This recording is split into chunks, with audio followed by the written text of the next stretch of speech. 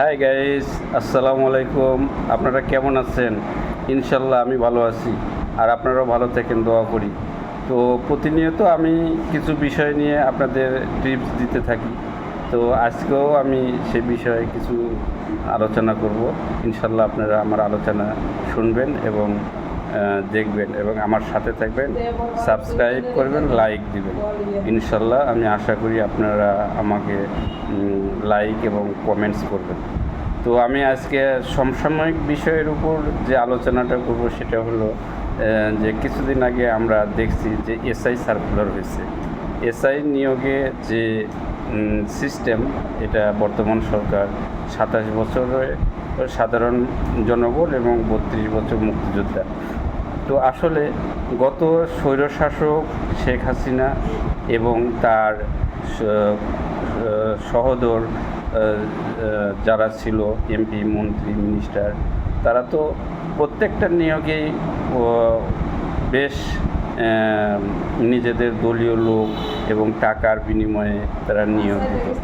বর্তমান স্বচ্ছতা ফিরে এসেছে, সেই স্বৈরশাসক থেকে বর্তমান স্বচ্ছতা ফিরে এসেছে।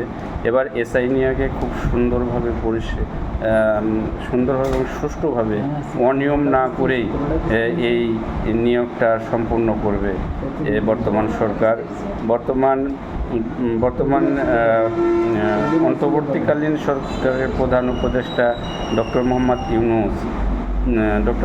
ইউনূস ওনার বিদেশে অনেক পরিচিত এবং দেশে বিদেশে আমেরিকায় অনেক পরিচিত। উনি তো নোবেল খ্যাত একজন, নোবেল বিজয়ী একজন লোক। তো উনি দেশকে সুষ্ঠু অবস্থায় নিয়ে যাওয়ার জন্য প্রতিনিয়ত চেষ্টা করতেছে এবং বর্তমান যে নিয়োগটা হয়েছে এটা সুন্দরভাবেই হয়তো পরবর্তী ধাপে এটা কারেকশন করবে, কিন্তু বর্তমানে যে নিয়োগ দিয়েছে এটা প্রশাসনিকভাবে ভালোই। 27 বছর এবং 32 বছর মুক্তিযোদ্ধাদের। তো আসলে এটা খুব সুন্দর একটা সিস্টেম করছে এবং পরবর্তীতে হয়তো ধাপে বাড়তে পারে। তো ঠিক আছে গাইস, ওকে, আল্লাহ হাফেজ। আজকে এই পর্যন্তই বিদায় নিলাম। আল্লাহ হাফেজ, আসসালামু আলাইকুম।